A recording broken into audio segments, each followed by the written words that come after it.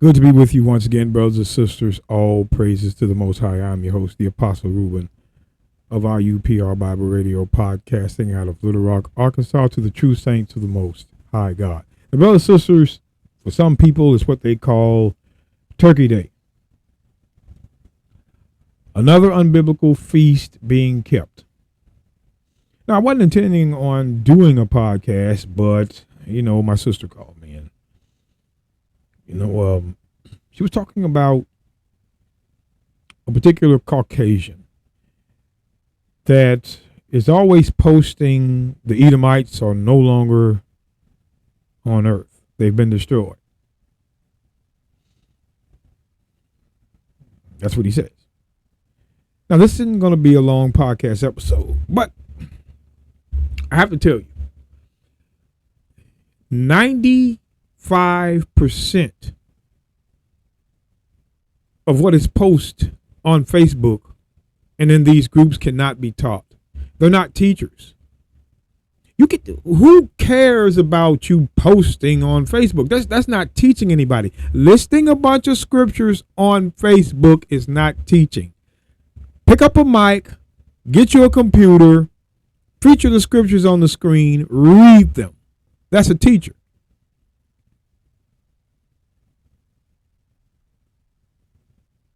It's something you should pray for to be able to do. It's an action. Now, what we do may grow, but at least we're featuring what we know on the screen for you brothers and sisters to read. Most of these people on Facebook are just posting, clip, clip, clip, clip, clip, clip, clip, clip, clip, send.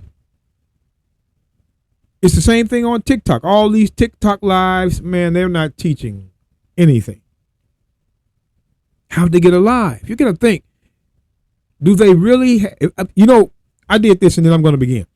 There was a man called Danny P. And I went on his live one time and I was tearing him up. I gave him Matthew 23:23, Romans 3:27, the law of faith. He kicked me off. When I looked him up, they didn't even have a channel for him. I think they had nothing for him. I'm like, then how did he get these 1,000 followers? Sometimes, brothers and sisters, you got to think about it. Most of these Negroes and Caucasians on these apps like TikTok, Facebook are agents trying to see what you know. They're there for their purpose. They're not teaching. Look them up. See if they're doing anything. They're not. Now, is Edom the Edomites? Now, when we say the Edomites, we're talking about the Caucasians. All forms from the history to today. These are the same people. Are they, according to the Bible, destroyed? It's kind of I'm not going to even go there. As this man says. Now we're at Genesis 25:23, but before we get there, I want to take a look at this. I want to go to the Zondervan's Compact Bible Dictionary. Zondervan's Compact Bible Dictionary. And we're going to read about Ham. I want you to pay attention.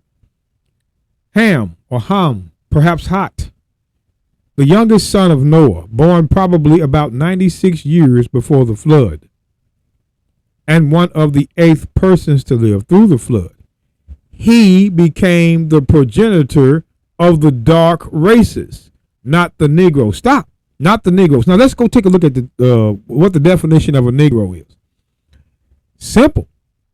Negro. Offensive, dated, noun, a black person. Objective, relating to black people. So a Negro is a black person. But wait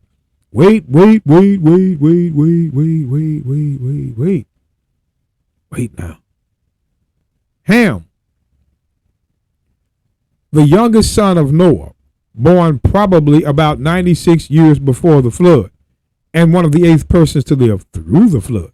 He became the progenitor of the dark races. Dark races are black races, not the Negroes, but the Negroes are black too. What is this these people are talking about here in the Zondervan's Compact Bible Dictionary? A dark race and a Negro means the same thing. What do they mean that he became the progenitor of the dark races, but not the Negroes? What are these people talking about? He's the progenitor of the dark races, but not the Negro, which means there is a separation from an African to a Negro. They knew there was a separation. Just because the skin is black doesn't mean everyone's an African. Now, this is what that man would have you believe. Oh, the African, sub-Saharan Africa, this, all that. But we're reading here, he became the progenitor of the dark races, not the Negroes. So let's go up here to the Bible. I want to go to Exodus. Exodus. Oh, my fault, brothers and sisters. Exodus. Exodus. Exodus. First, I want to go to Exodus 2. Then we're going to go somewhere else. Exodus 2.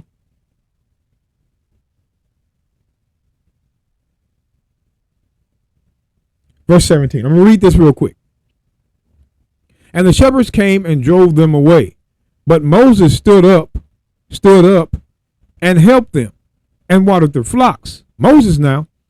And when they had came to Reuel, their father, he said, how is it that ye are come so soon today? Now you girls have come back really early. This isn't your usual time. Watch what they say.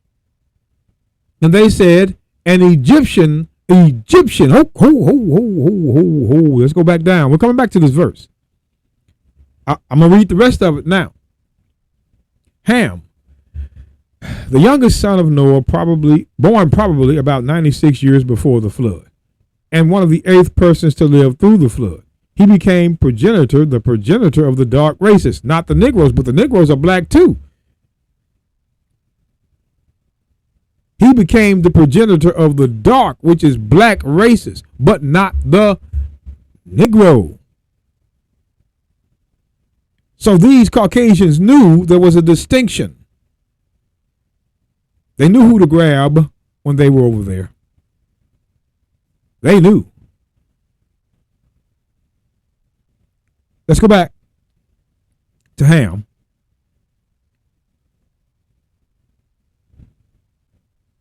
The youngest son of Noah, born probably about 96 years before the flood, and one of the eighth persons to live through the flood. He became the progenitor of the dark races, the black races, not the Negroes. Not all blacks were African. That's what they're saying. Not all blacks were African. There were Negroes. But the Egyptians, so Ham was the father of the Egyptians, the Ethiopians, the Libyans, and the Canaanites. It's telling you who Ham is the father of: Egyptian, Ethiopians, Libyans, and Canaanites. Dark races, black races.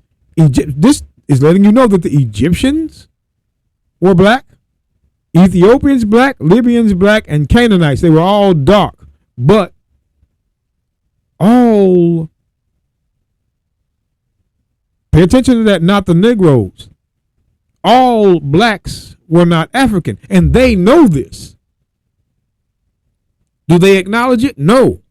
Why? Because they're racist. They want you to think that every one of you and I am African because we got black skin. No. Now, I want to go back to Exodus chapter 2, verse 1.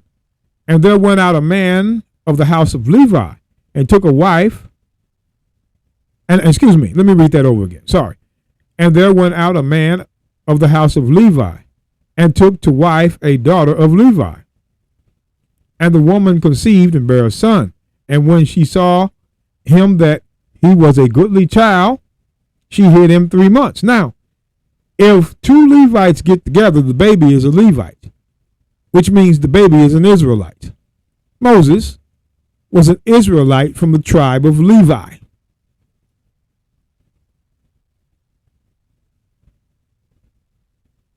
I'm letting you see this.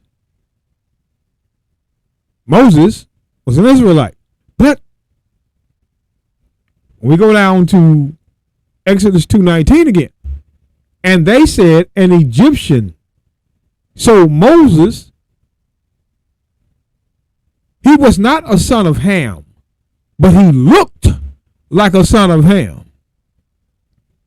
He looked like a son of Ham.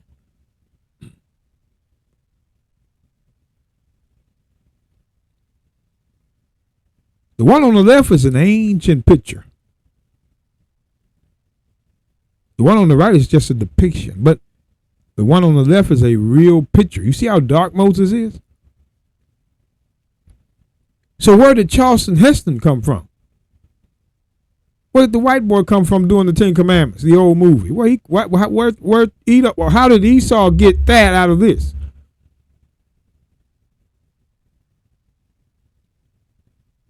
Let's go back up.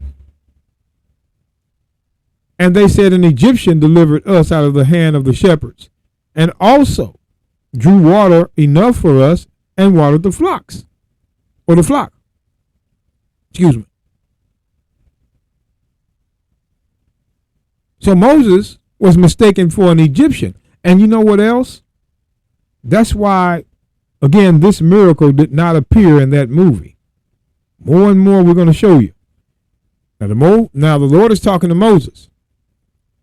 And the Lord said furthermore unto him, put now thy hand into thy bosom. And he put his hand into his bosom. And when he took it out, behold, his hand was leprous as snow. You mean it wasn't leprous as snow at first? No. Because Moses was dark. He was a black man. A Negro. And he said, put thine hand into thy bosom again. And he put his hand into his bosom again. And when he plucked it out of his bosom, and behold, it was turned again as his other flesh, because his other flesh was not white. What's showing you here, brothers and sisters, this right here was the true Moses. We don't know where they got that Charlton Heston from, that white man playing this role. Why would they do that when they should know that Moses was the same color as an Egyptian?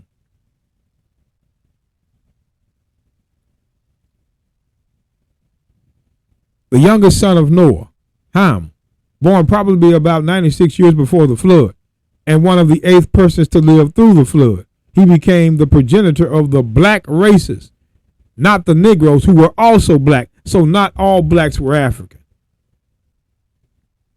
Edom can quit playing that game. We know that now. But the weak-minded, brothers, I guarantee you, the weak-minded, they don't care. Well, that doesn't matter. It matters to us, but it doesn't matter to them. Not at all. Our people don't even care about that. Nothing alarming about it. That's the way it is.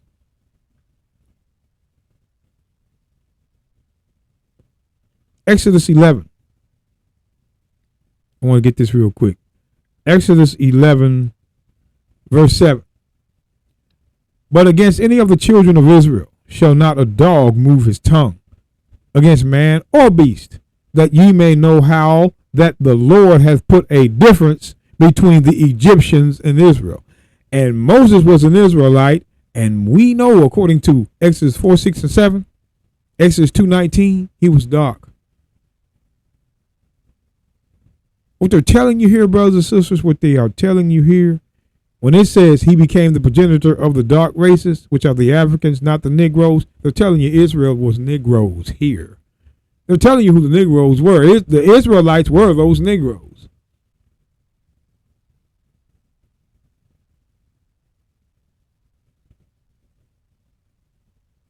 You can paint the picture how you want it. So, we don't want people to guide us. I don't need nobody guiding me.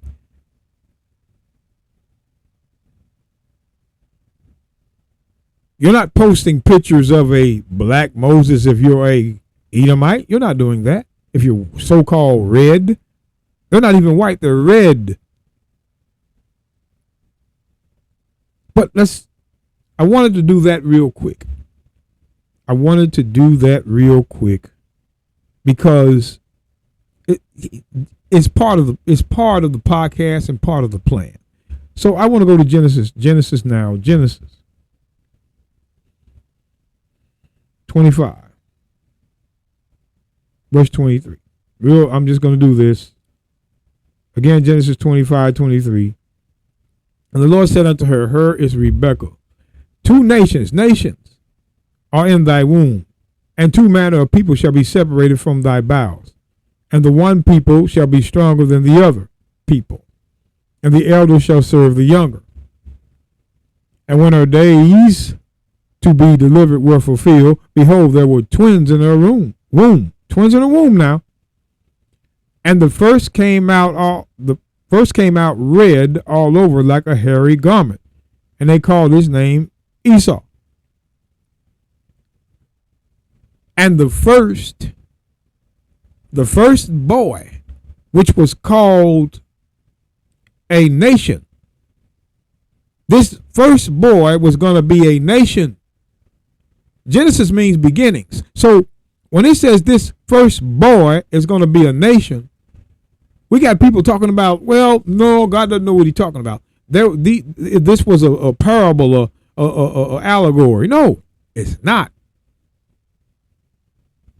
It's not. Moses was a prophet as all the rest.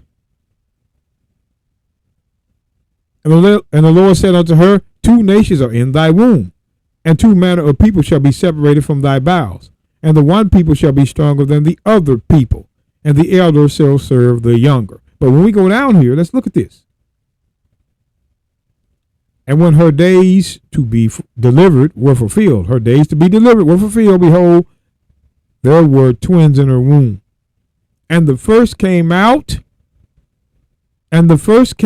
red all over like a hairy garment, and they called his name Esau. Now, let's go to this here. Esau. We're going to look at it. Now, I want you to look at I kind of got the pictures mixed up, and some of them are blurry. I'm sorry about that.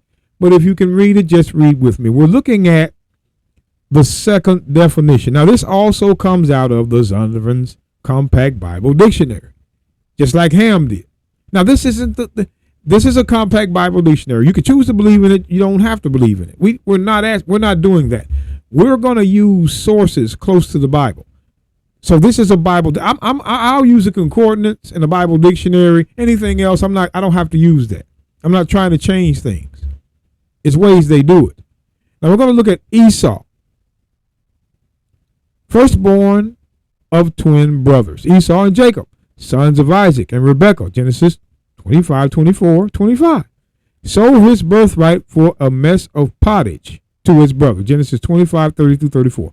But I want you to understand that Esau was the firstborn of the twin brothers.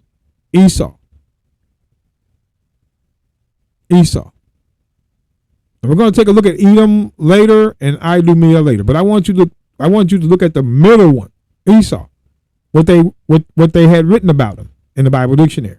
He was the firstborn of twin brothers.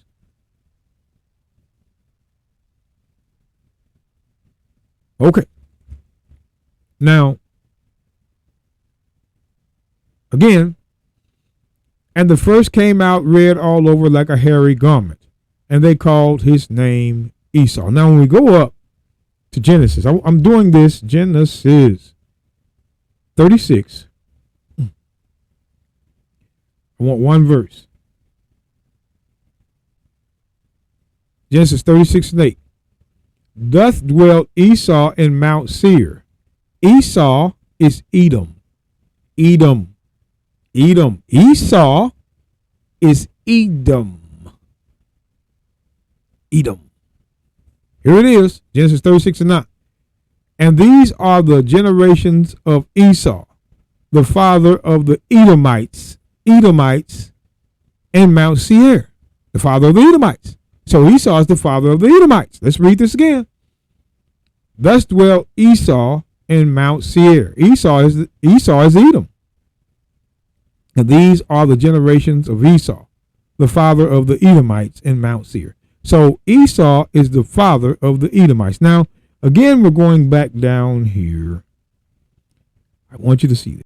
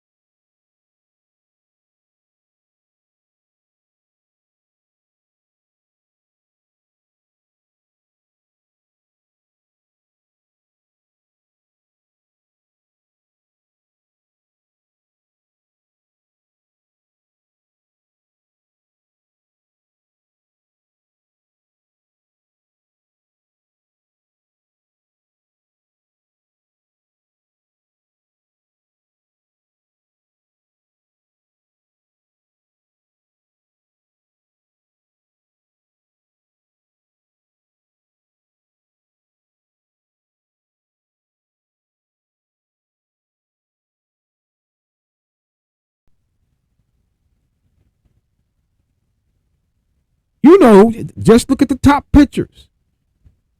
The two on the right. These are Romans. Caucasian Romans. And according to the Bible, let's look at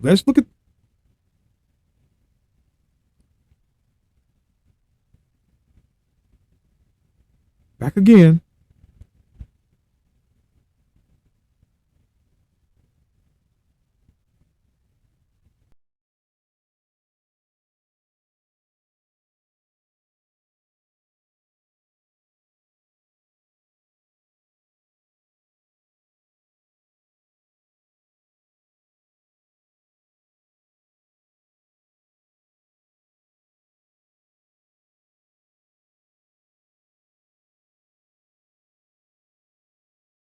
Of the Roman Empire.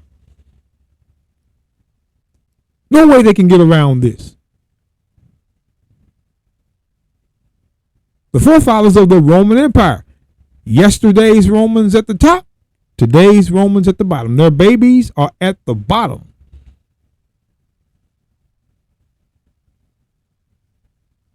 The babies are at the bottom.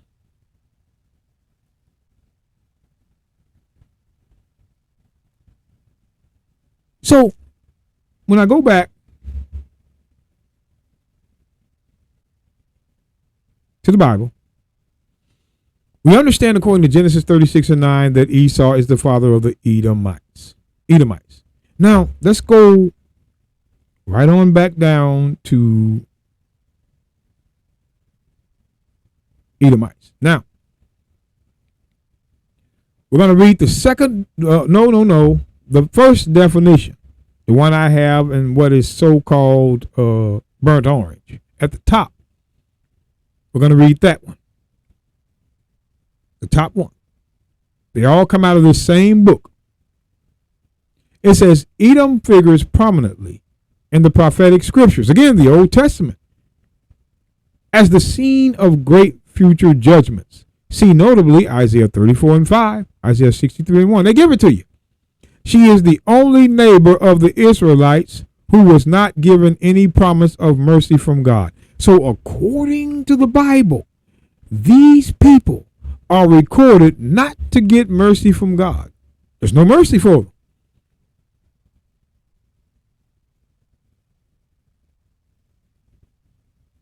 No mercy.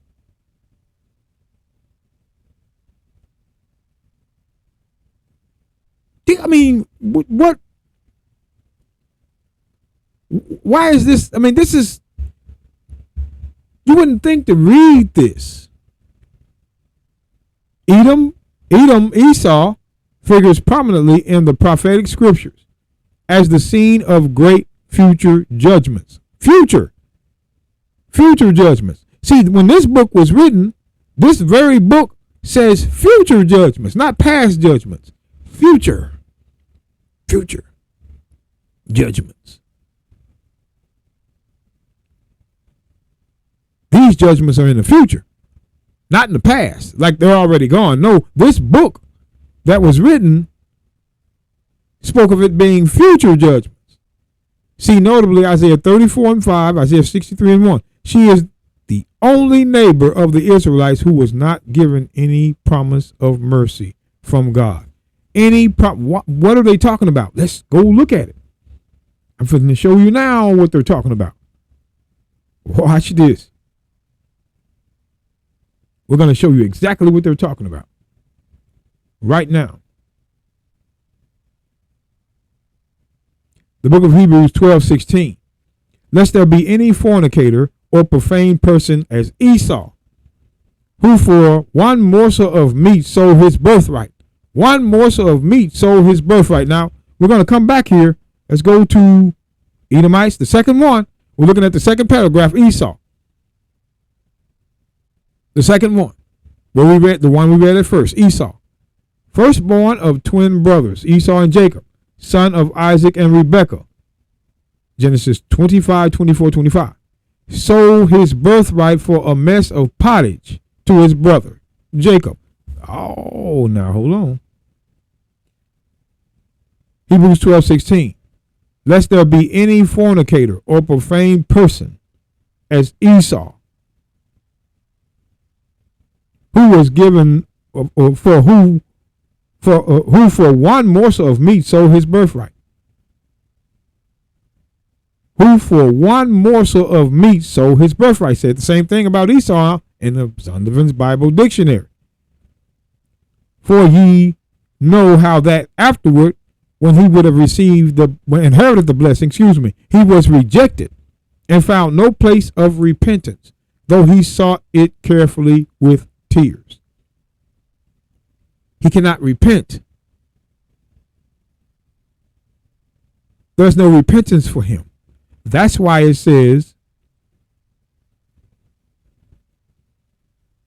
at the top, the burnt orange, Edom figures prominently in the prophetic scriptures as the scene of great future judgments.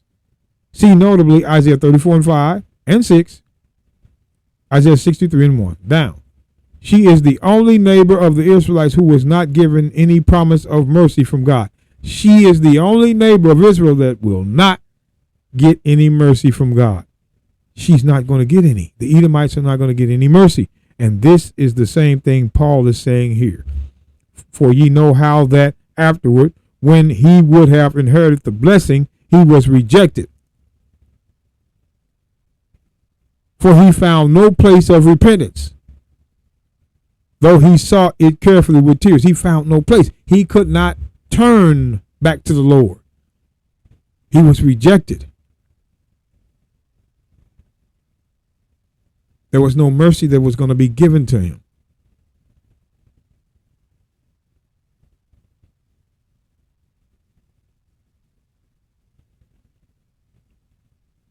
Are we racist for bringing this out? No. They're racist for hiding it. Well, why wouldn't they hide it? Who would think to want to go teach this?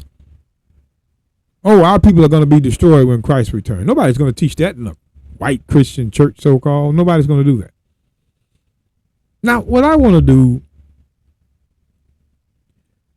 is I kind of want to get right into it. Now, I want to go to the book of Ezekiel, chapter 29.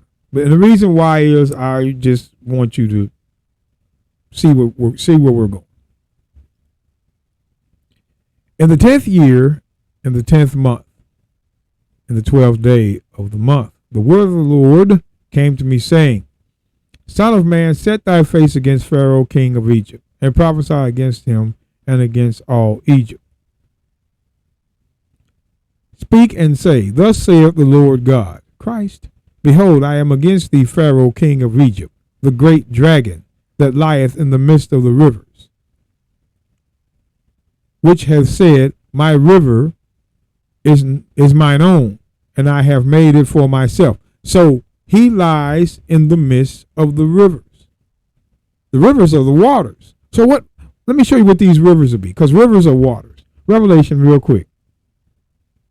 Revelation 17.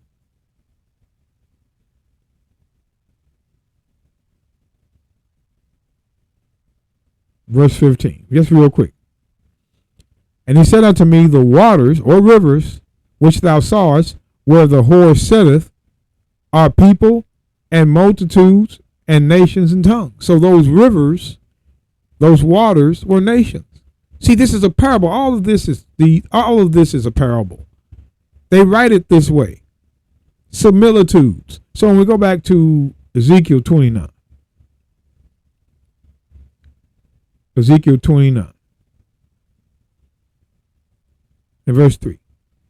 God tells Ezekiel, Speak and say, Thus saith the Lord God, Behold, I am against thee, Pharaoh, king of Egypt, the great dragon.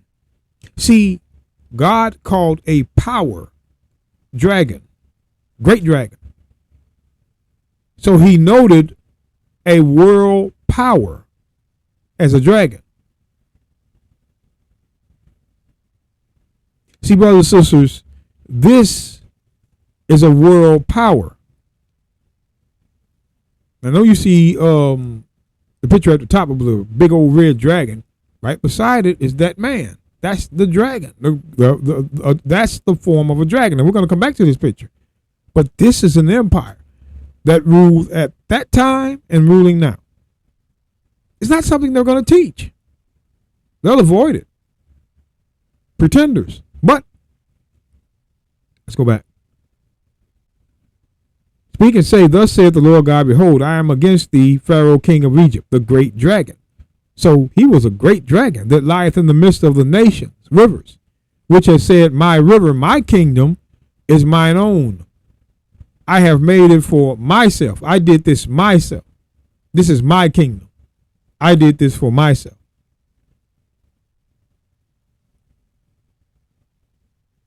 So I wanted you to understand that God calls a power a dragon. Now, what I want to do is I want to go to Psalms. Again, let's go to Psalms 137, verse 7. Psalms 137, verse 7. Remember, O Lord, the children of Edom. The children of Edom.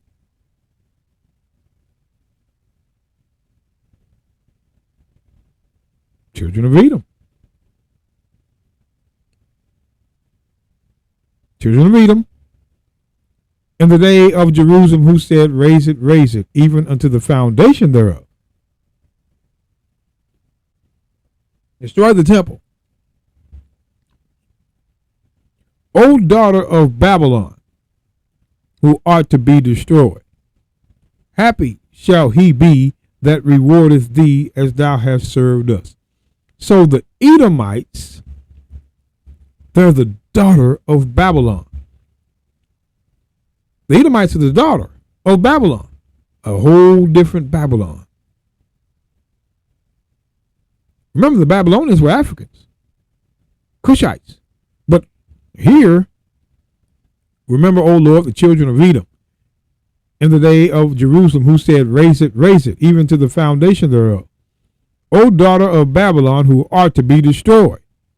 Happy shall he be that rewardeth thee as thou hast served us. So let's go to Jeremiah again. Jeremiah. Jeremiah. I always like to do Ezekiel before Jeremiah, but I want to do Jeremiah.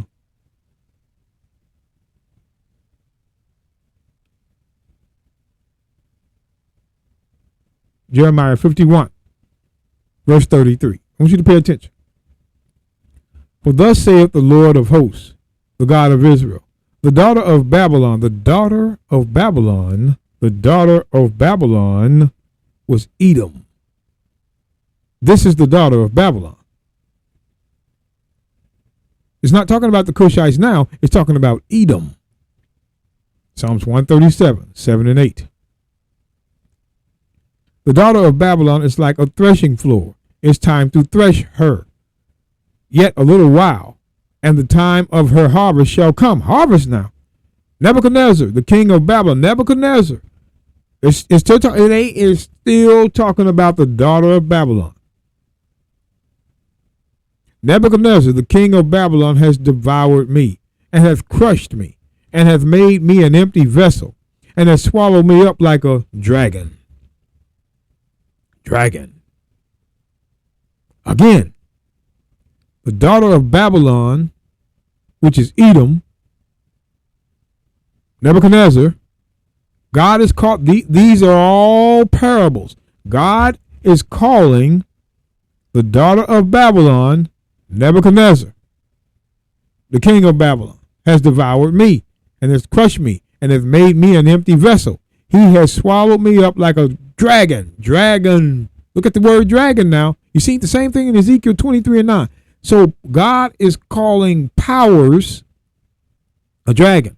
Superpowers. Now Babylon was a superpower. We're talking about the ancient Cushites at their time, like these Edomites here are power at their time. You're going to see them again too. You're going to see them again.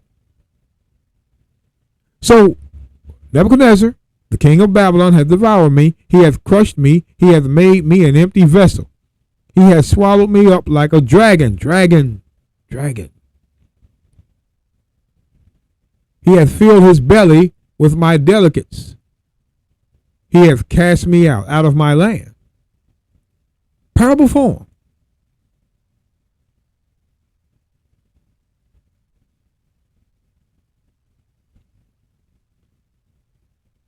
We're going to look at this.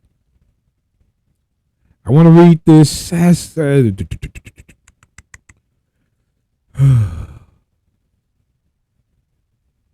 right, let's look at it. The violence done to me and to my flesh be upon Babylon. He's talking about Israel.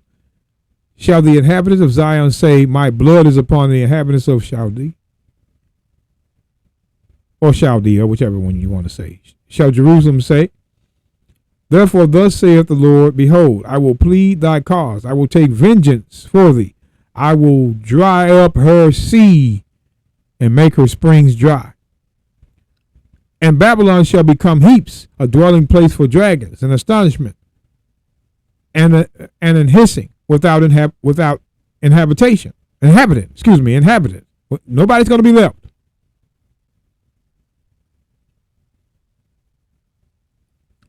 They shall roar together like lions. They shall yell as lions' whelps. In their heat I will make their feast, and I will make them drunken, that they may rejoice and sleep a perpetual sleep, and not wake, saith the Lord. Destruction. The daughter of Babylon is going to be destroyed. Now we know, let me see if I can find it. We know, according to Daniel, I think it's Daniel 5. 28.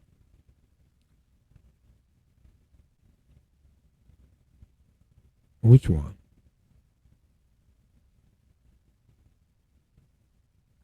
Okay. Let's go to 28. Now,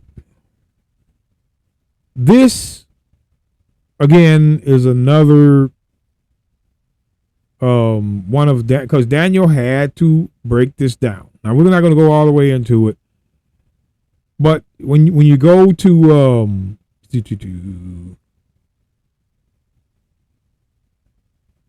talking about Nebuchadnezzar. I think this is the second Nebuchadnezzar, but we're going to verse 28 because this is where I want to go. Now Daniel says, thy kingdom is divided and given to the Medes and Persians. Your kingdom is divided and given to the Medes and Persians. So when the king of Babylon falls, it's going to be divided between the Medes and Persians, which is the second kingdom. Well, I would say the third kingdom. I'm sorry, the third kingdom. There was the Assyrians, Babylonians, and the Medes and the Persians. Watch this.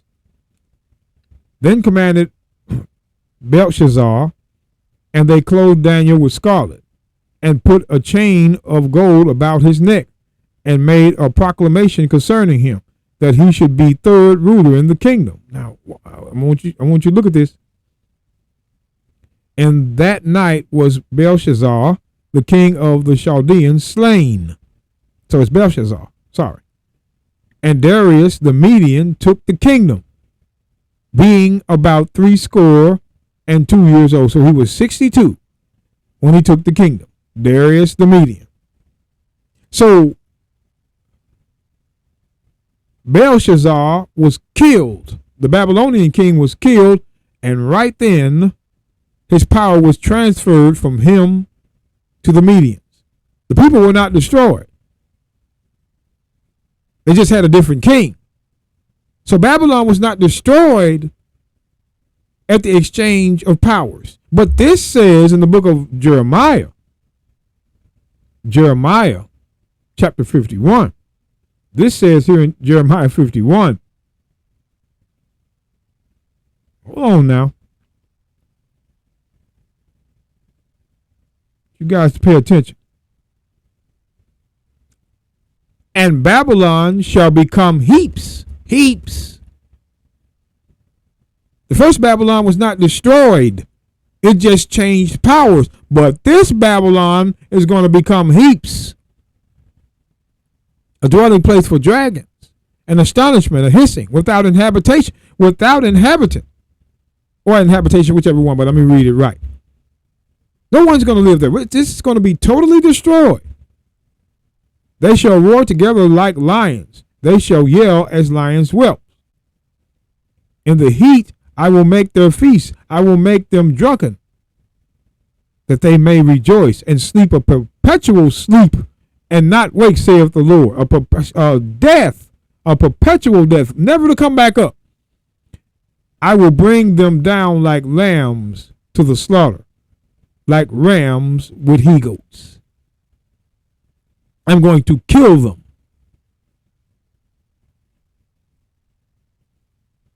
Now, wait a minute now.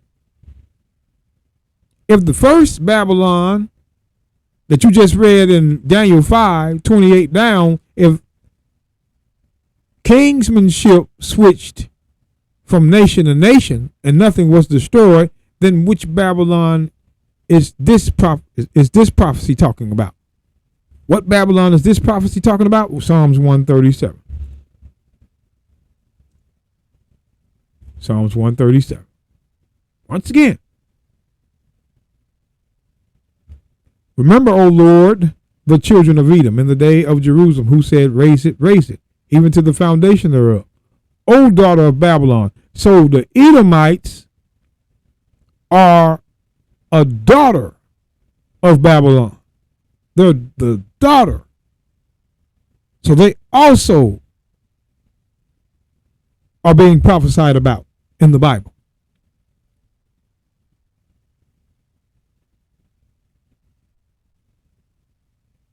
Daughter of Babylon now.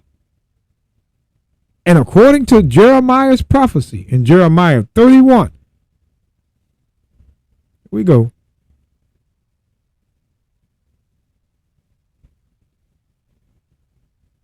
Verse 33, Jeremiah 51:33.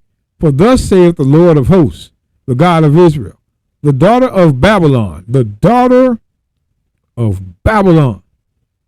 is like a threshing floor. It is time to thresh her.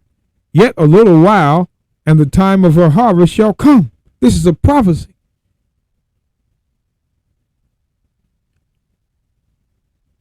Nebuchadnezzar, the king of Babylon, hath devoured me. He hath crushed me. He hath made me an empty vessel. He has swallowed me up like a dragon.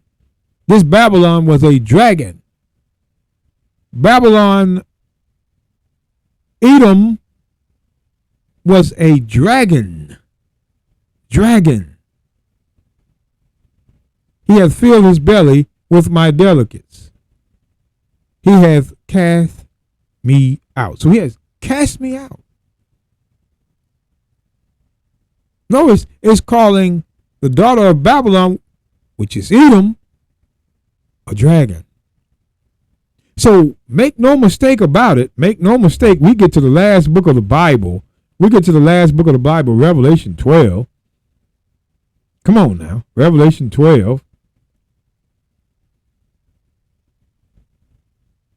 Verse 1. And there appeared a great wonder in heaven, a woman clothed with the sun and the moon under her feet, and upon her head a crown of 12 stars. I'm just going to read on down. And she being with child cried, travailing in birth, and pain to be delivered. And there appeared another wonder in heaven. Behold, a great red dragon. A great red dragon. This same dragon is found in Jeremiah 51, 33, and 34. We know who the great red dragon is. We know who the great red dragon is. Many of these Facebookers, these Caucasians on Facebook, if they damage control all the way, they understand who that great red dragon is. Believe you me, brothers and sisters, they know they are the great red dragon. But they can't tell their kids that. They can't tell their cohorts that. A prophecy of doom is on your nation. Come on now, let's go back. Let's go back. And there appeared another wonder in heaven. Behold, a great red dragon. They'll have you thinking this great red dragon is an angel, with 7 heads and 10 horns, and 7 crowns upon his head. So 7 heads, 7 time periods, crowns, which is rulership, and 10 horns, which is all out of that same power, and 7 crowns upon his head. Let's look at this.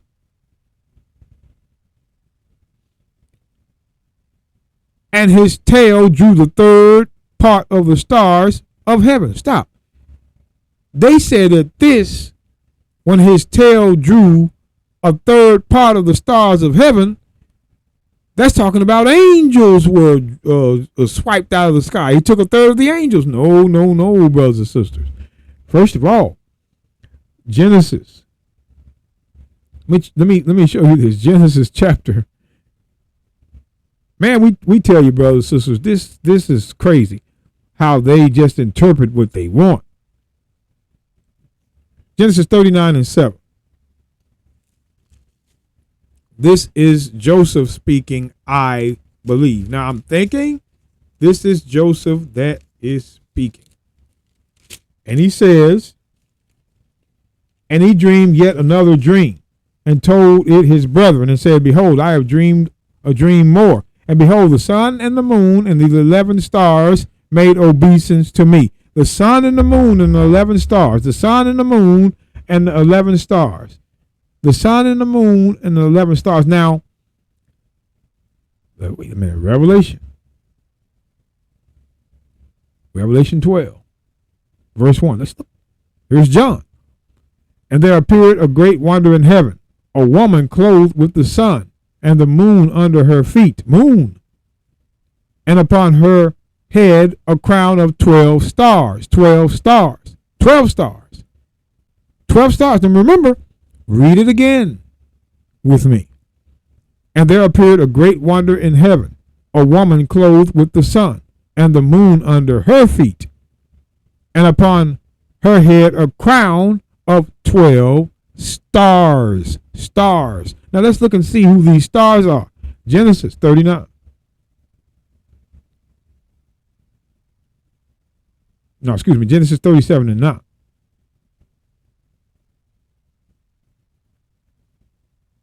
Genesis 37 and 9. I want you to pay attention. And he dreamed yet another dream, and told it his brethren, and said, behold, I have dreamed a dream more. And behold, the sun and the moon, there's that sun and moon, and the 11 stars made obeisance to me. He is the 12th. Joseph that is telling this is the 12th star. The stars are not angels. The stars are the tribes. Pay attention. And he told it to his father and to his brethren. And his father rebuked him and said unto him, what is this dream that thou hast dreamed? Shall I and thy mother, that was the sun and the moon, and thy brethren indeed come to bow down ourselves to thee to the earth? His father Jacob understood his dream, because he said, and he dreamed yet another dream.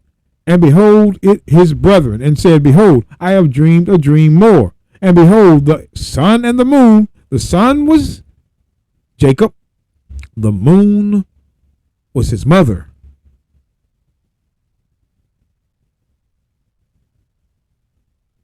And the 11 stars made obeisance to me.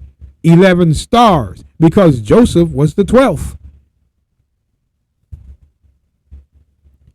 And he told it to his father and to his brethren. And his father rebuked him and said unto him, what is this dream that thou hast dreamed? Shall I and thy mother, and thy brethren, I was the sun, thy mother was the moon, thy brethren was the stars, indeed come to bow down ourselves to thee to the earth? The stars were the Israelites.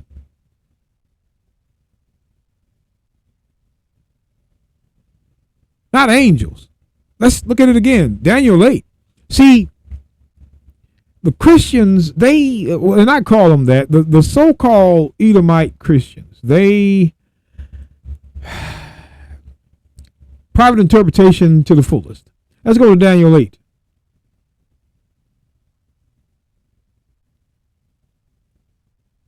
Now, this is talking about the Greek Empire. Now, I'm going to start verse 8. The Greek Empire. This is the one that's on the top corner of the left. This is what they look like. The Greeks. They know it. You know it. I know it. Therefore, the he-goat waxed very great. And when he was strong, the great horn was broken. For it came up 4 notable ones toward the 4 winds of heaven. Toward the 4 winds. 4 winds of heaven. 4 notable ones. So 4 kings came out of this horn. And out of one of them came forth a little horn, Antiochus Epiphanes, or Antiochus, whichever one, which waxed exceeding great toward the south, and toward the east, and toward the pleasant land. The pleasant land is Israel. And it waxed great, even to the host of heaven. The host of heaven was the Israelites. Pay attention. It cast down some of the host and the stars to the ground, and stamped upon them. The stars were who? Who are these stars? The Israelites.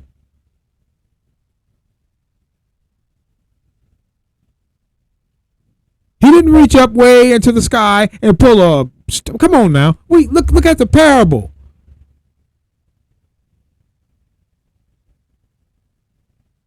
The Bible is written many times in parable form, in proverb form. You have to figure it out. And it waxed great, even to the host of heaven. And it cast down some of the host. The host were the who? The priest. And some of the stars to the ground, and stamped upon them.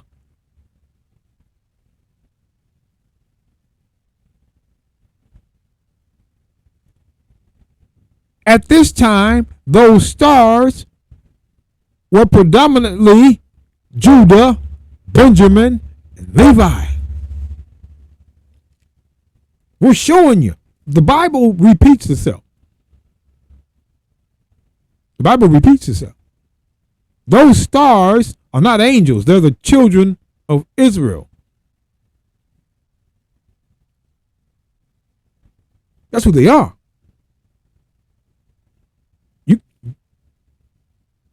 Now, I say the children of Israel because All Jews are Israelites, but not all Israelites are Jews. I'm just going to say that one time and I'm done. Yea, he magnified himself even to the prince of the hosts, and by him the daily sacrifice was taken away, and the place of his sanctuary was cast down. The place of whose sanctuary? God's was cast down. They stopped. Let's read on down. And a host was given him again against the daily sacrifice. So a host, which were of the Israelites, wicked men, they began to follow him, was given him against the daily sacrifice. And by reason of sin, transgression of the law, it cast down the truth, which was the law, to the ground, and it practiced and prospered. They stopped animal sacrifice. They put an end to temple worship. They did. These people right here did that. They did it. As the Greeks.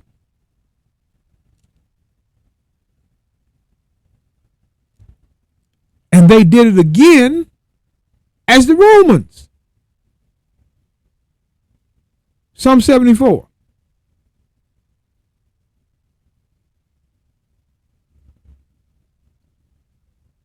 I got to go over Psalm 74 fully, but Psalm 74.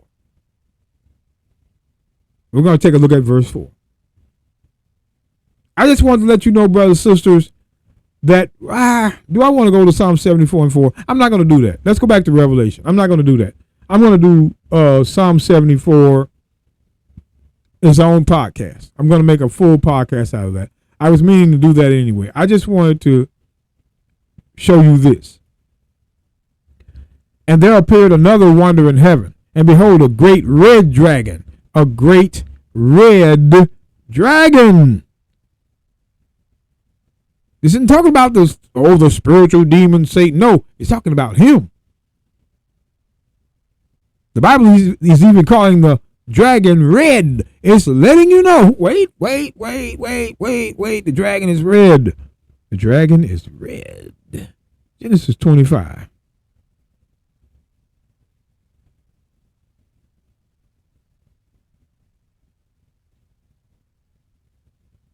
And when her days to be delivered were fulfilled, behold, there were twins in her womb. The first came out red. Now remember, Genesis 25:23, and the Lord said unto her, 2 nations. So one of these babies that were red would be a red nation. 2 nations are in thy womb, 2 manner, 2 different type of people shall be separated from thy bowels. And the one people shall be stronger than the other people, and the elder shall serve the younger. And when her days to be delivered were fulfilled, behold, there were twins in her womb. And the first came out red all over like a hairy garment. Now this red baby was going to become a nation of red people. And they called his name Esau.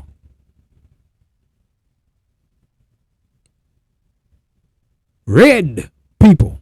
But now, seemed like to me, when you go to Revelation, people, well, they were done away. The Edomites were done away with. But in Revelation, future. This is John on the Isle of Patmos, and he sees in the future. And there appeared another wonder in heaven, and behold, a great red dragon. So this great red dragon is still on the scene. He has not been destroyed. These people, these Edomites, are still on the scene. They haven't been destroyed. John sees them in the future. Revelation is a future prophecy, not a past. But you could go back. You could go back to the past and reference it, because let me show you something. When it says a great red dragon, had we not went to Ezekiel 29:3, and Jeremiah 51:33 and 34, we wouldn't have known that God referred to rulers of nations as dragons. John knew it, though. John the Revelator read it, That's why he used it. Dragon. So this dragon is not some spiritual demon, Satan. This dragon is right here. That's the dragon. That's the red dragon. Power. A power.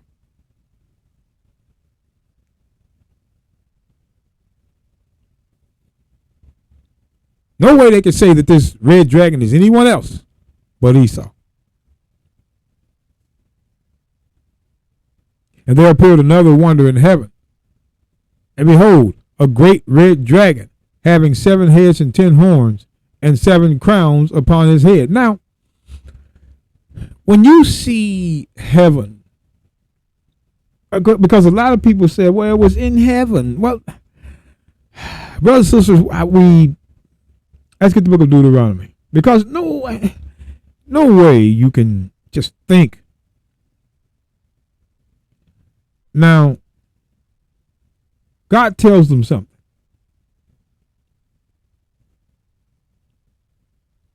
Deuteronomy 11.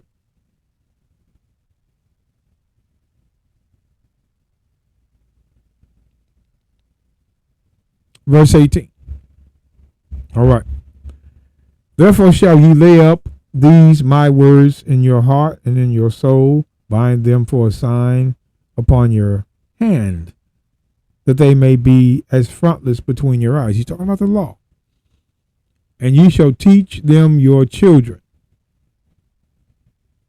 speaking of them when thou sittest in thine house, and when thou walkest by the way, and when thou liest down, and when thou risest up. And thou shalt write them upon the doorposts of thine house and upon thy gates, when you get to the land. Watch this. That your days may be multiplied, and the days of your children, in the land which the Lord sware unto your fathers to give them, as the days of heaven upon the earth. See, Israelites, had they kept the law, it was the days of heaven upon the earth.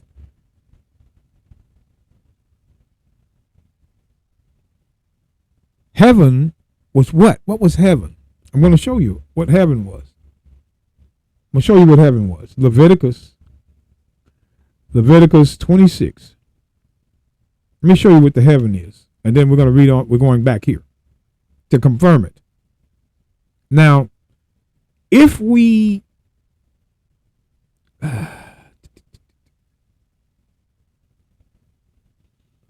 okay, here we go. Now, I'm not going to read all this, but I want you to look at what we're reading, what we do read. But if ye will not hearken unto me, and will not do all these commandments, watch this. And if ye despise my statutes, or if your soul abhor which means hate my judgments, so that ye will not do all my commandments, but that ye break my covenant, break it. Watch this. I also will do this unto you. I will even appoint over you terror, consumption, and the burning ague, that shall consume the eyes and cause sorrow of heart. And ye shall sow your seed in vain, for your enemies shall eat it. Enemies now. These enemies were going to be people. But what I wanted you to see was this. Verse 18. And if you will not yet for all this hearken unto me, then I will punish you 7 times more for your sin.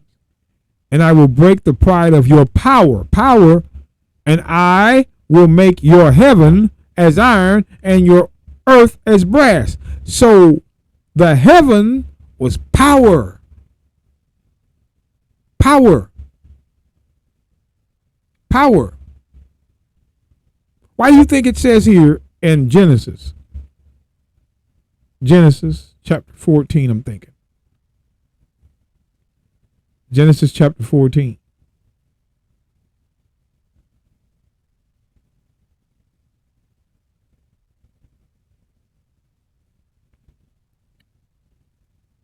Verse 18.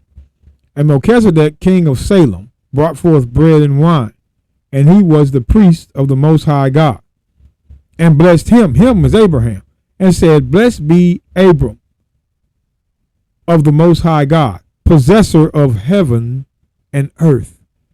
Heaven was power over the earth. Heaven ain't, they'll have you think, oh, heaven is up there with the angels and God is. No, heaven is power. Ruling nation of the earth. That's why when you go back to Leviticus, when you go back to the book of Leviticus, then we're going back to Deuteronomy. The possessor of heaven was the power.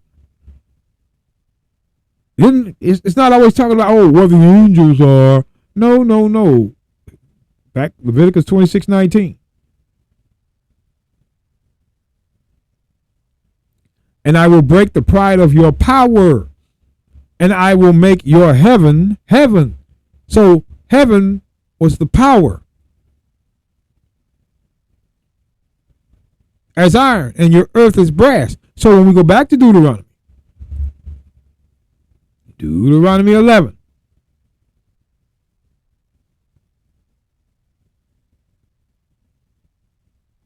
Verse 21.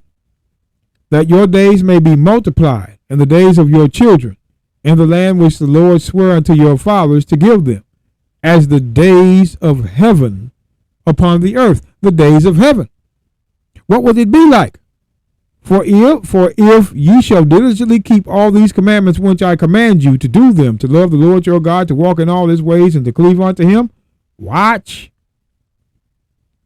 Then will the Lord drive out all these nations from before you, and ye shall possess greater nations that, excuse my reading, brothers and sisters. I'm trying to hurry, but it didn't make sense to excuse me.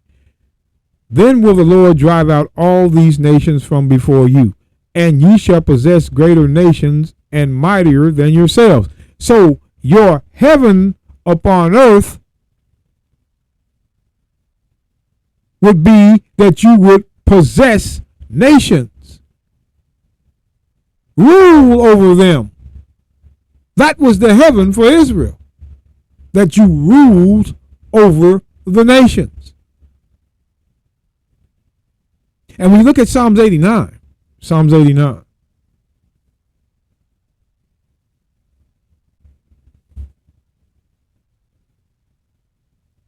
Psalms 89.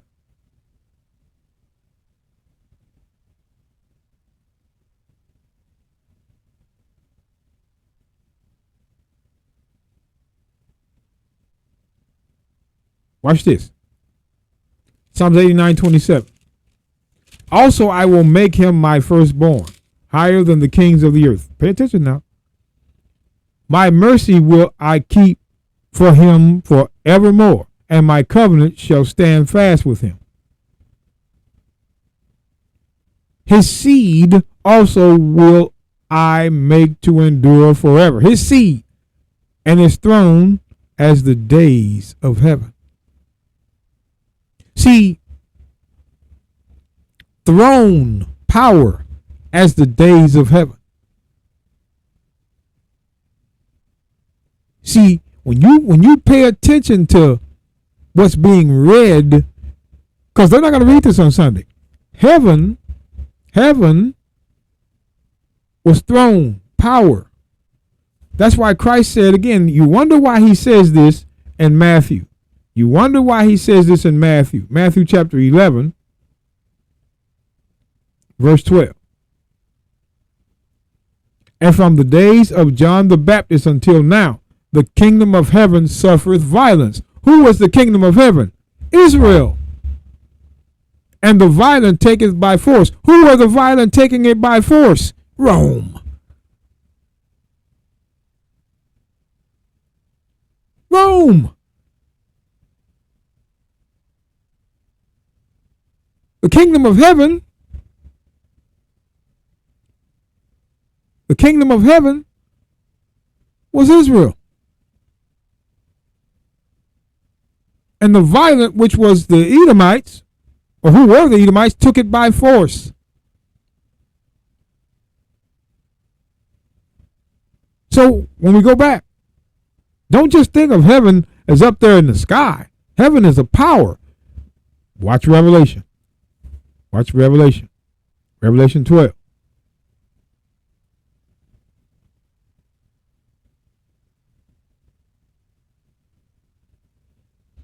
Revelation 12:3. And there appeared another wonder in heaven.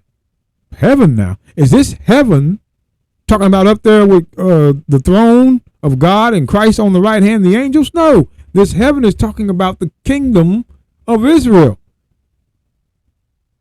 That's why it says another wonder in heaven. Behold, a great red dragon, Edom, having 7 heads and 10 horns and 7 crowns upon his head. And his tail drew a third part of the stars of heaven. Who were the stars?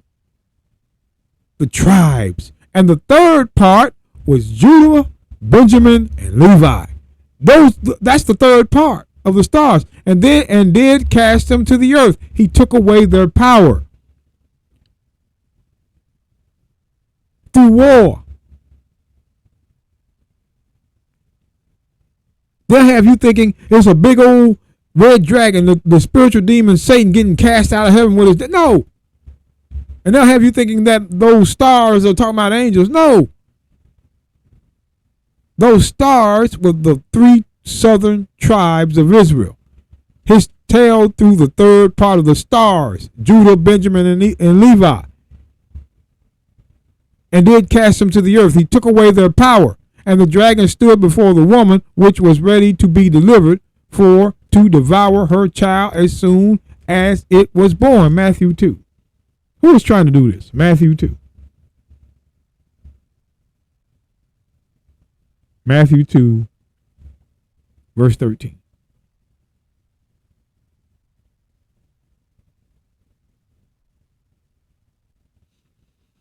And when they had departed, behold, the angel of the Lord appeared to Joseph in a dream, saying, Arise, take the young child and his mother, and flee into Egypt, and be thou there until I bring thee word. For Herod was an Edomite.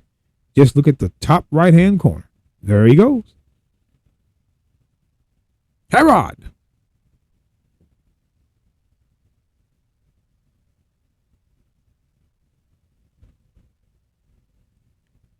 Will seek the young child to destroy him.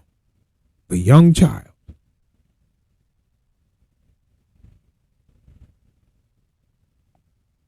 Get the picture. Revelation 12.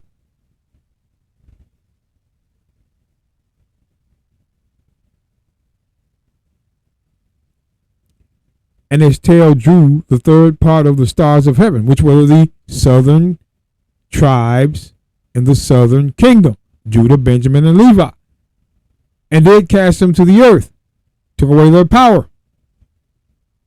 And the dragon stood before the woman, which was ready to be delivered, for to devour her child, which was Christ, as soon as it was born. And she brought forth a man child, who was to rule all nations with a rod of iron. And her child was caught up unto God and to his throne. He was caught up unto God. He was caught up, Acts chapter 9. No, Acts chapter 1. Brothers and sisters, I am really messing up today, but I'm sorry about that. I'm sorry about that. And while they looked steadfastly toward heaven, as he went up, behold, 2 men, which were angels, stood by them in white apparel, which also said, Ye men of Galilee, why stand ye gazing up into heaven? For this same Messiah, which is taken up from you into heaven, shall so come in like manner as ye have seen him go into heaven. This is when he was taken up.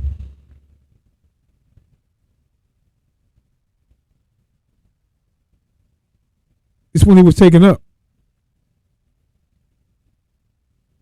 Now, taken up into heaven. 1 Kings. We want to, might as well do it all.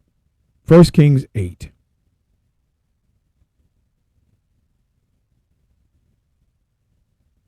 I just want to go here real quick.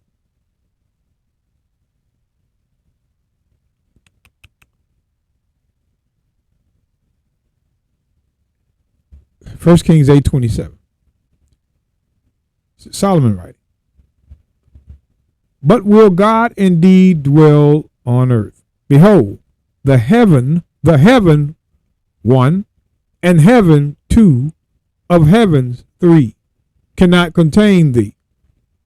How much less this house that I have built it? Notice he said the heaven one and heaven two of heavens. That's three. Three heavens. There's more than one heaven. There's three of them. That's why Paul said in 2 Corinthians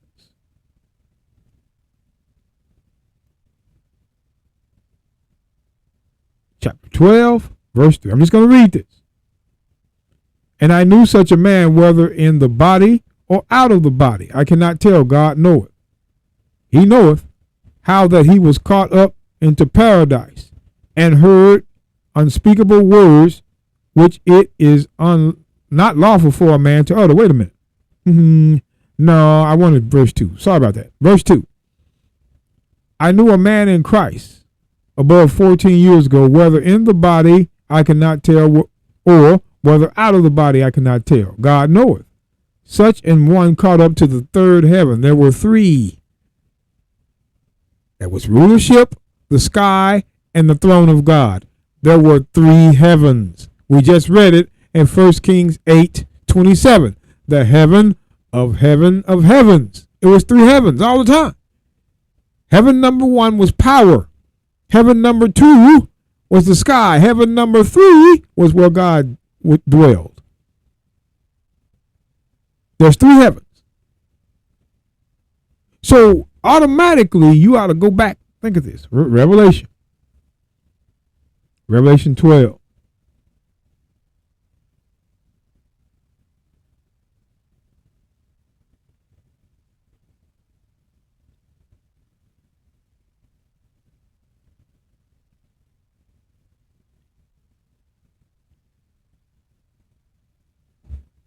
Verse 5.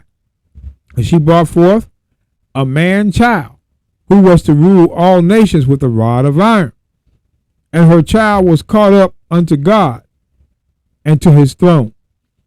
And the woman fled into the wilderness, where she hath a place prepared of God, where God has prepared, that they should feed her there 1,260 days. Pay attention now. And there was war in heaven. Which heaven? Was it the third heaven? Was it the second heaven? Or was it the first heaven? You got to look at this now. Which heaven was it they had the war in? It was three. It wasn't the throne and around the angels with Christ on the right hand. It was the heaven we've been talking about all the time. Pay attention. The power. The first heaven was on earth, the power. And there was war in heaven. Michael and his angels fought against the dragon. Who was the dragon? Who was the great red dragon? He was. Michael fought against him, his people, in a war on earth. Why does it? Do you know why? Let me do this. Let me do this. War in heaven. Let's get Isaiah. Isaiah 34. Man.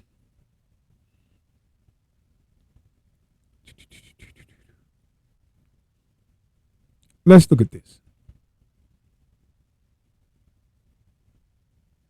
Isaiah 34:1.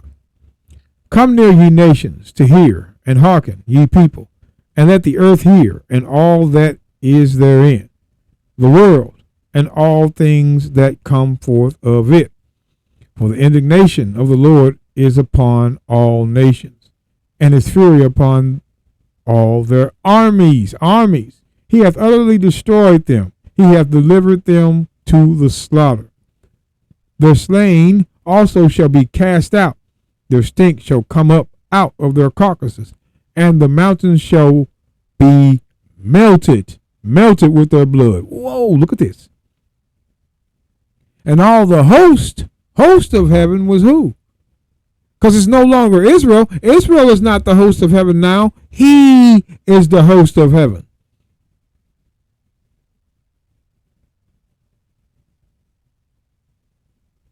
Because his kingdom.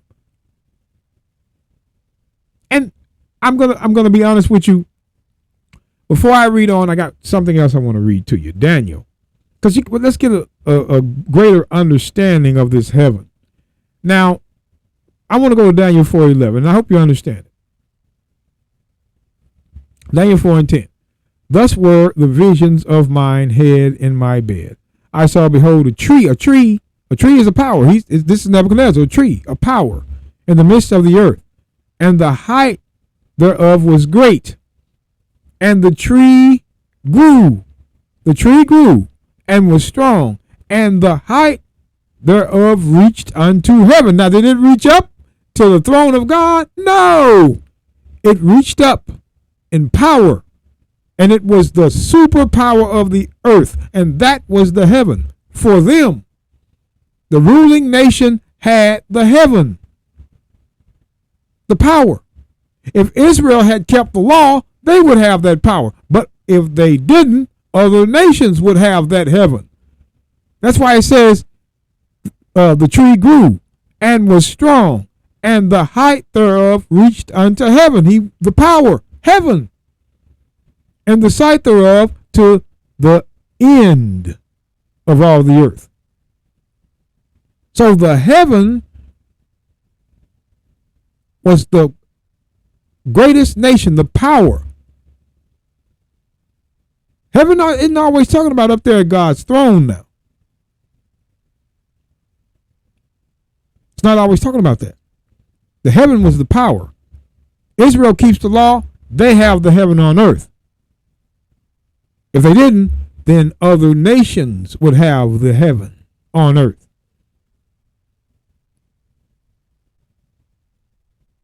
That's why the power of Nebuchadnezzar reached unto heaven.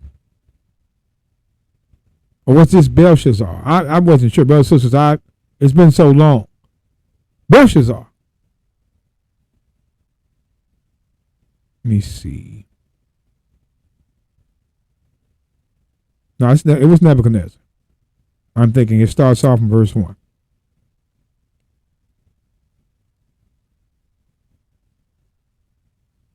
Now, heaven, the nation that rules the whole earth, had the heaven, the power. We saw it in Leviticus 20. If Israel keeps the law, they would have, let's see, Leviticus 26. Leviticus 26, verse 19. And I will break the pride of your power, and I will make your heaven as iron and your earth as brass. Captivity. So the heaven was the power.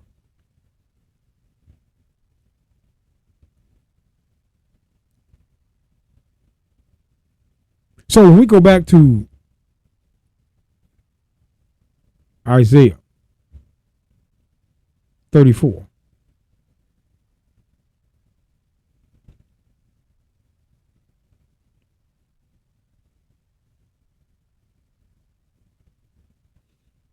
Isaiah 34:4. And all the host of heaven shall be dissolved. Angels don't die. God's not going to die. God's throne cannot be destroyed.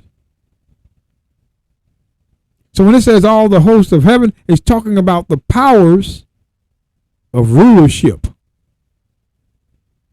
shall be dissolved, and the heavens shall be rolled together as a scroll, and all their hosts shall fall down, as a leaf falleth off from a vine, and as a falling fig from the fig tree. For my sword shall be bathed in heaven. It shall come down upon all Idumea, and upon the people of my curse to judgment. All right. The bottom one. Now we're reading the bottom paragraph. Bottom definition. Idumea. Idumea. Greek and Roman name for Edom. Mark 3:8.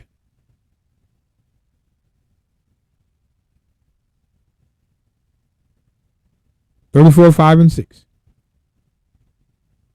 Now, the 34, 5, and 6 is what we're reading now. Isaiah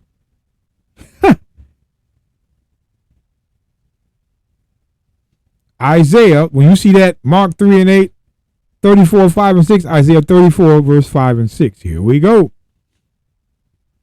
Idumea now. Let's go back. Idumea, Greek and Roman name for Edom. So Idumea is Edom. For my sword shall be bathed in heaven. Not talking about the third heaven. It's talking about in his heaven. And behold, it shall come down upon Idumea and upon the people of my curse. So the Edomites are the people of God's curse to judgment. The sword of the Lord is filled with blood. It is made fat with fatness, and with blood, and with the blood of lambs and of goats, and the fat of the kidneys of rams. For the Lord hath a sacrifice in Bozrah, and a great slaughter in the land of Idumea. Why Idumea? Esau, judgment, blood.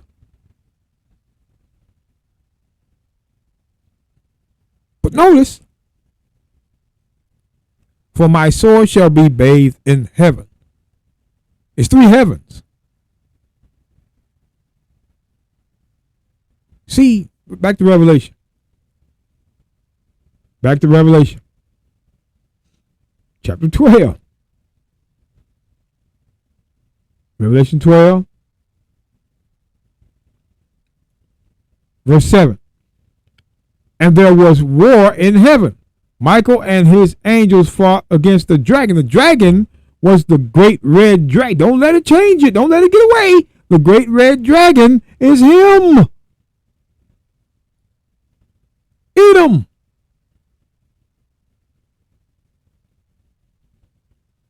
He is who Michael is going to battle with in war.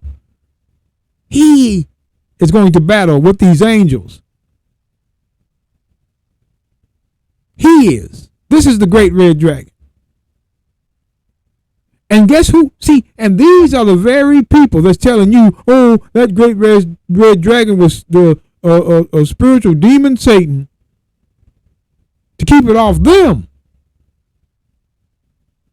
Why would God is not having a battle with his, look, Psalm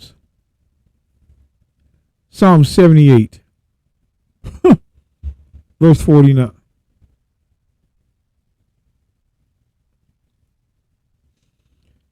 He cast upon them the fierceness of his anger. Talking about the Egyptians back in the day. Wrath and indignation and trouble by sending evil angels among them. God controlled devils. The devils never had. How in the world can the devils have war? Wait a minute. By sending evil angels among them. God had control over devils. There's no battle in heaven. What? 1 Samuel. Come on now. 1 Samuel. 1 Samuel world 16.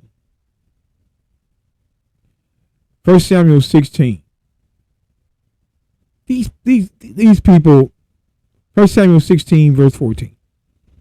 But the Spirit of the Lord, which was the Holy Spirit, departed from Saul, and an evil spirit from the Lord troubled him. An evil spirit troubled Saul. God took his spirit away and sent the devil. Where's the battle? Where's the battle? God is controlling evil angels. You, evil angel, do my commandments. The evil angel isn't going against God. But the Spirit of the Lord departed from Saul, and an evil spirit from the Lord troubled him.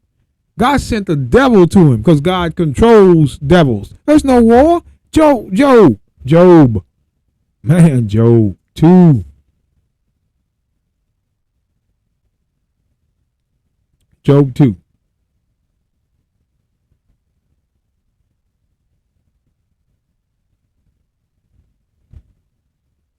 Job 2 and 4. I'm just getting right to it. Job 2 and 4. And Satan answered the Lord and said, skin for skin, yea, all that a man hath will he give for his life. But watch this, watch. Now Satan is talking to God. A spirit is talking to a spirit, right? But put forth thine hand now and touch his bone and his flesh, and he will curse thee to thy face. And the Lord said unto Satan, behold, he is in thine hands, but save his life. Look like he's giving Satan an order. Where's the war? It looked like God is giving Satan an order. Do as I say, do it.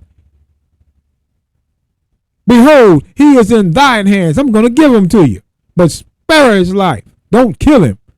And Satan didn't kill him. Where's the war?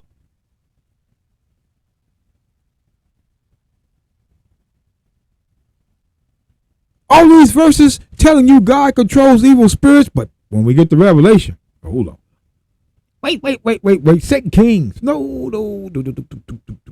First Kings. 1 Kings 22. Let me show you one more. I don't play with them. 1 Kings 22.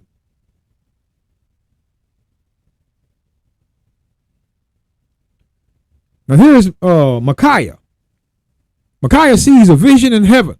Let's look at the vision. And he said, hear thou therefore the word of the Lord. And I saw the Lord sitting on his throne, and all the hosts of heaven standing by him on his right hand and on his left. The host of heaven where he's dwelling is the angels.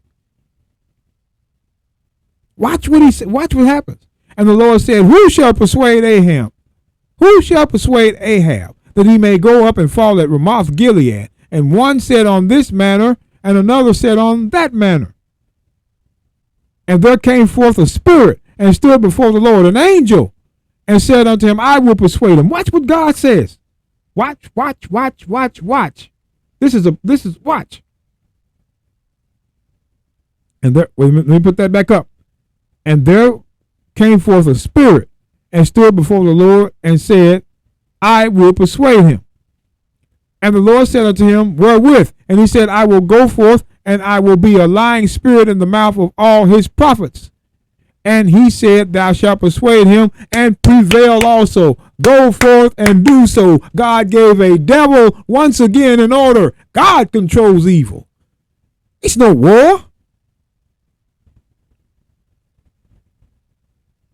There's no war in the kingdom of the third heaven. No war. Where is it?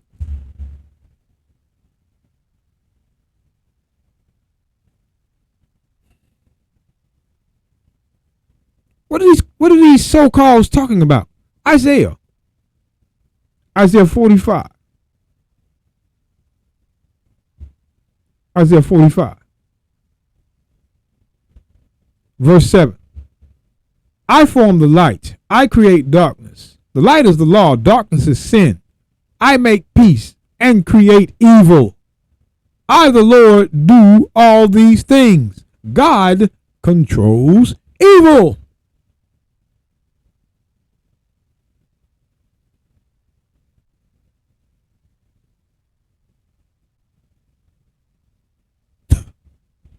But also, let's see.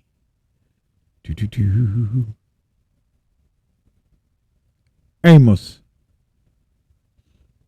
3. Amos 3 and 7. We'll do 3 and 6. Amos 3 and 6. Shall a trumpet be blown in the city, and the people not be afraid? Shall there be evil in the city, and the Lord hath not done it? Anything evil that happens, if the Lord our God, Yahweh, whichever one you want to say, did not order that to happen, it didn't. No angel moved unless he said it. How many verses do you want? How much scripture do you want? But all of a sudden, when we get to Revelation chapter 12, Revelation 12, verse 7, and there was a war in heaven. Now all of a sudden there's a war in heaven.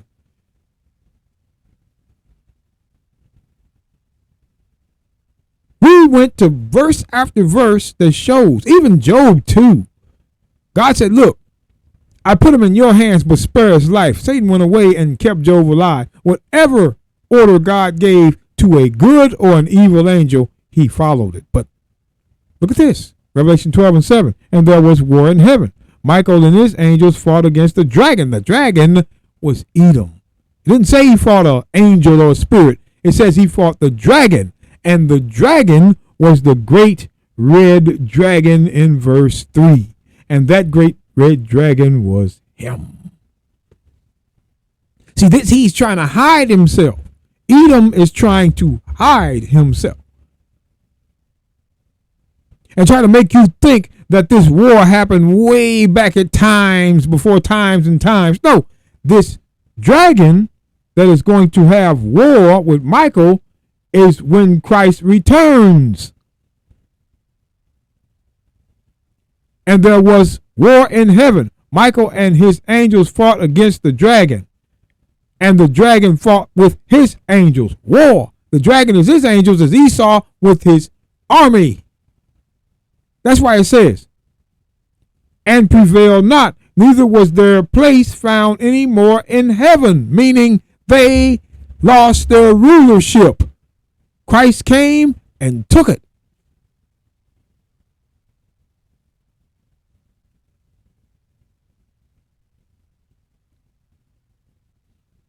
And the great dragon, he was him. He was the great dragon. He was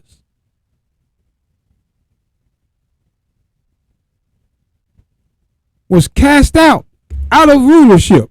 The old serpent called the devil and Satan, which deceiveth the whole world. This man deceiveth the whole world.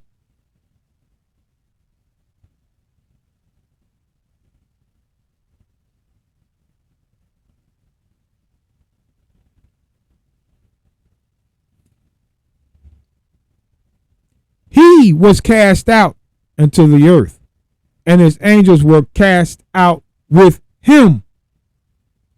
He was cast out, and his armies were cast out with him. John writes it in a euphemistic form because he knows Roman's going to see this letter. Words were put in place for other words.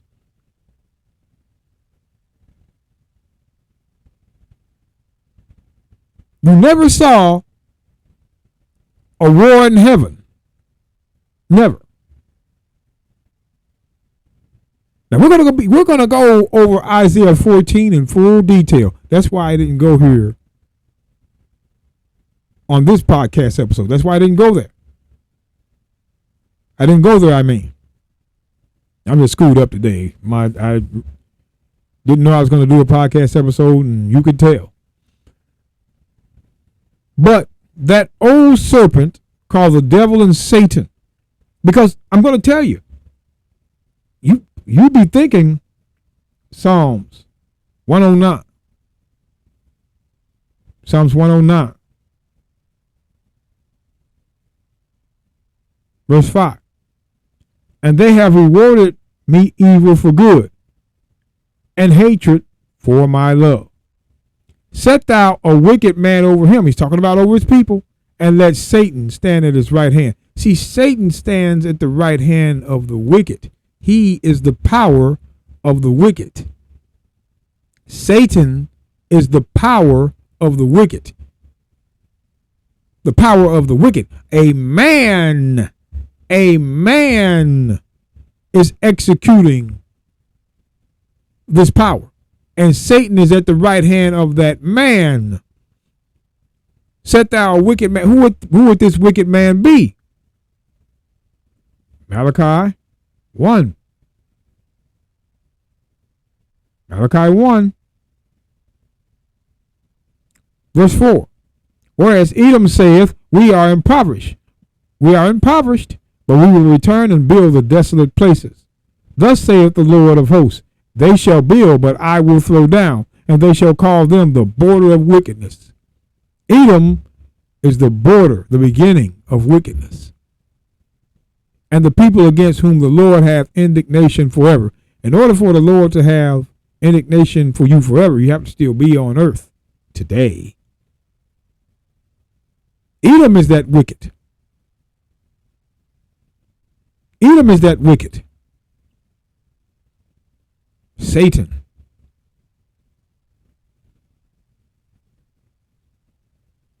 That's why it says in Revelation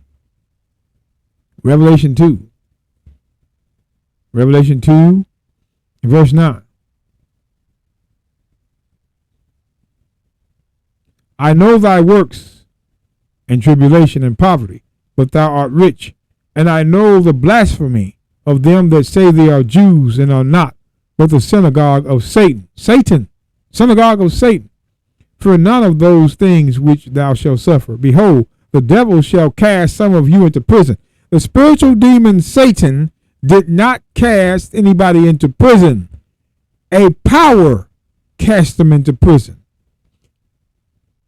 The synagogue of Satan cast them into prison. So men with the power of Satan were executing power from Satan upon the earth.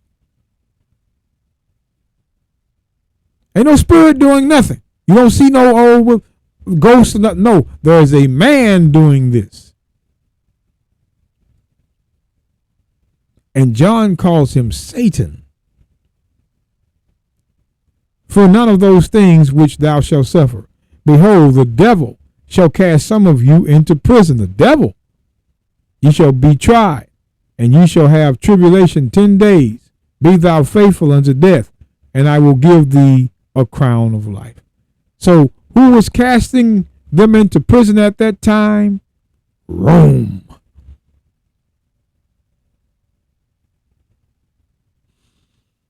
Oh, boy.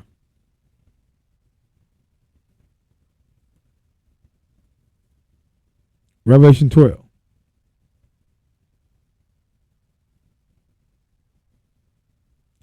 Verse 7 again. And there was war in heaven. It's not talking about that third heaven. It was talking about on earth. It was the power. That war in that heaven was Esau's heaven because he ruled the earth. Like it says, my sword shall be bathed in heaven. Isaiah 34:5. Michael and his angels fought against the dragon. The dragon is the great red dragon. Edom, men, people. And the dragon fought and his angels and prevailed not. Edom did not prevail in this war. They were defeated. Neither was their place found anymore in heaven. They did not rule anymore. That was it. There was no place found. There was no place found. What was there was no place found? There was no place found. Hold on now. Daniel 7, verse 10. Just going straight to the point. A fiery stream issued and came forth from before him. Thousands ministered unto him, and 10,000 times 10,000 stood before him. The judgment was set, and the books were open.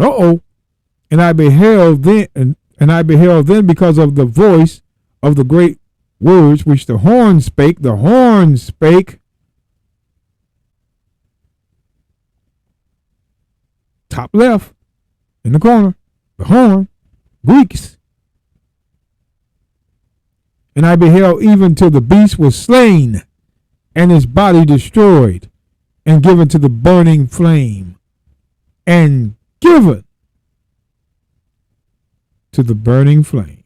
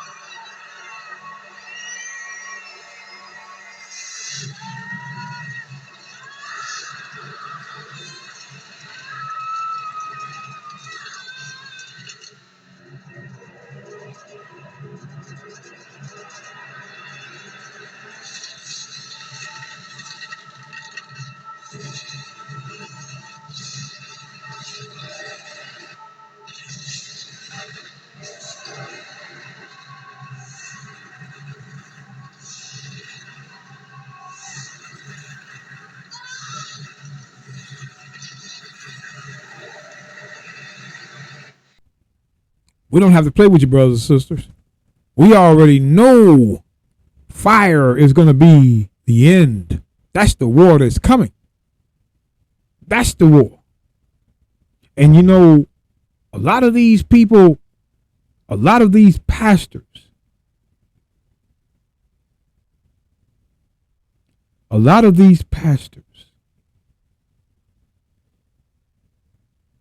in the Christian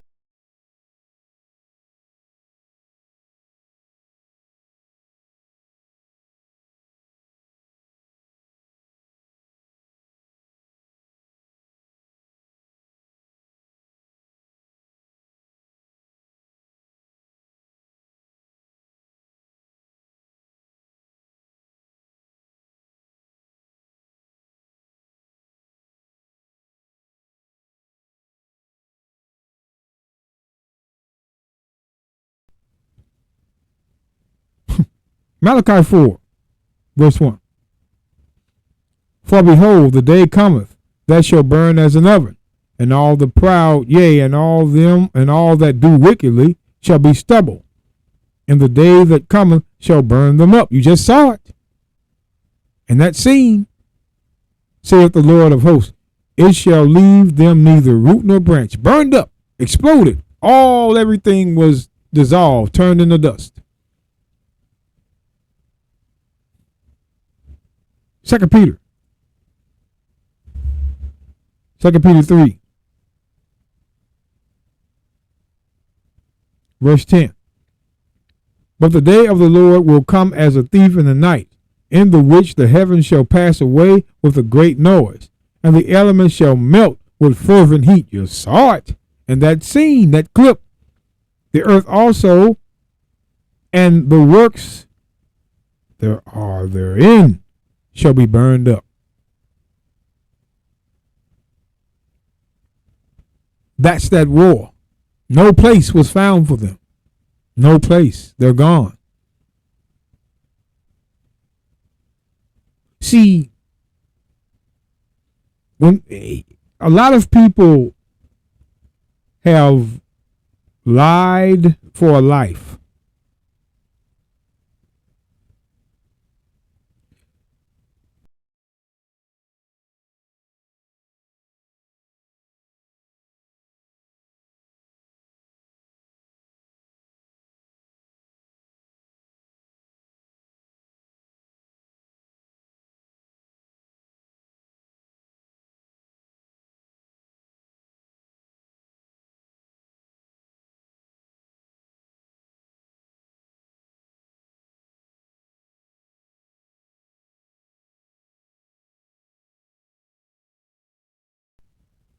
They're falling off. Creflo Dollar's dropping down. TD Jakes moving out the way. It ends, brothers and sisters. The life ends. And then what you got?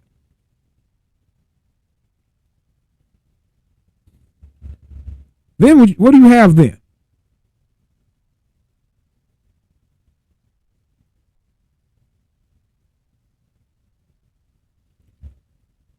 And the great dragon, Esau, was cast out, the old serpent called the devil and Satan, which deceiveth the whole world. How do they deceive the whole world? How do they deceive the whole world?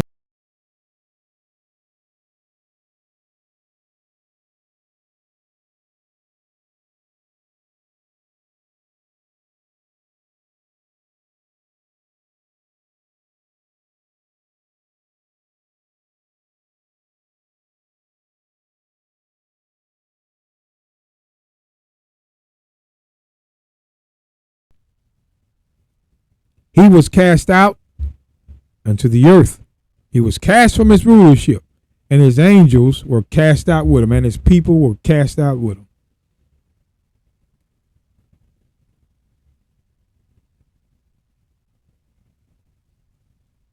And I heard a loud voice saying in heaven, now is come salvation and strength and the kingdom of our God and the powers of his Christ. For the accuser of our brethren is cast down, which accused them before our God day and night. This is your accuser right here. He keeps you in sin, but he's been cast down. They want you to believe, oh, the spiritual demon Satan got cast out of the earth and his power was taken. No, that is a lie. It's them. They're the great red dragon. They went to war with the southern kingdom and defeated them. And Christ came back and ended their kingdom. That was that war in heaven. It wasn't the third heaven. It was their heaven. Power. They had power over the nations, like Israel would if they would have kept the law.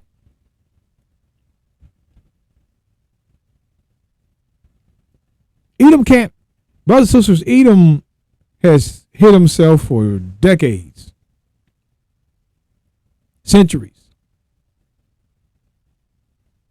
But now he's being exposed. And they know, I mean, there's no getting around it. The dragon was a power, and it was them. John saw them getting destroyed, which means that even up to the point of Revelation, they were still on earth. And that's all I wanted to say.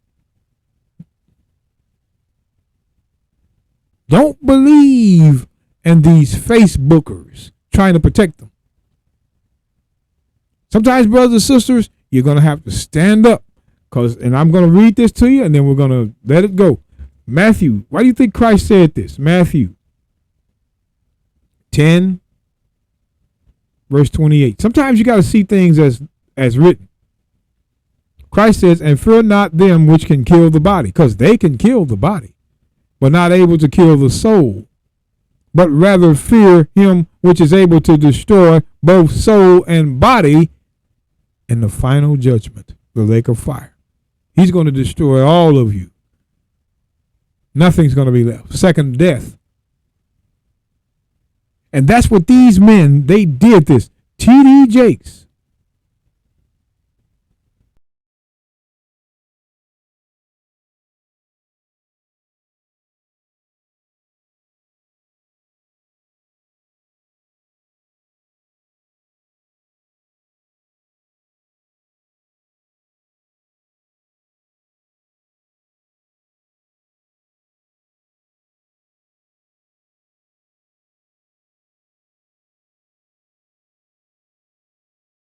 The proof is right here. Fear him that is able to kill both soul and body. We fear the one that's going to be able to kill both soul and body, not just the body.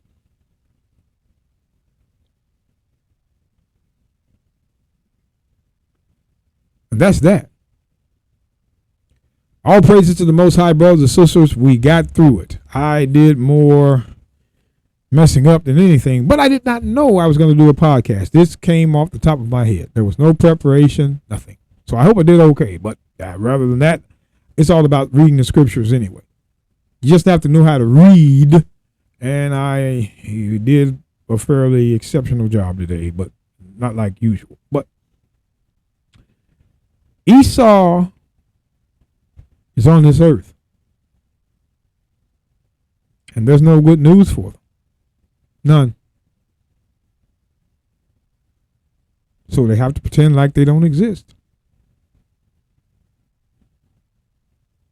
IUPR Bible Radio is a teaching platform. Our teachings are for educational purposes only. We teach from both testaments in belief that God never changed his nature and still is the God of judgment. So-called Christians, Sunday so-called Christians teach a changing God. But Scripture and New Testament verses disagree with their theory. We in our podcast intend to prove that the error of the Christians is intentional, and it is. The posts on Facebook, the lives on TikTok, all that's intentional, all that's given to deceive. None of them can teach. You won't find them anywhere.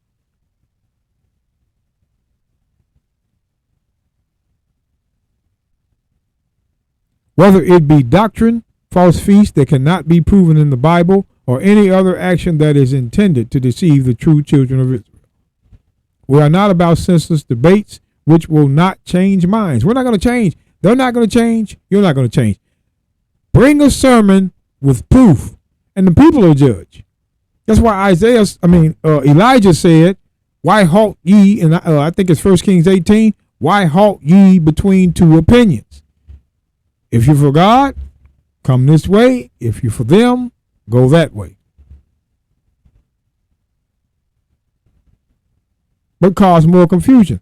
All we ask, our motto is 1 Thessalonians 5:21, prove all things, hold fast to that which is good. And that which is good is that law. Deuteronomy 6:17-18, Romans 7:12.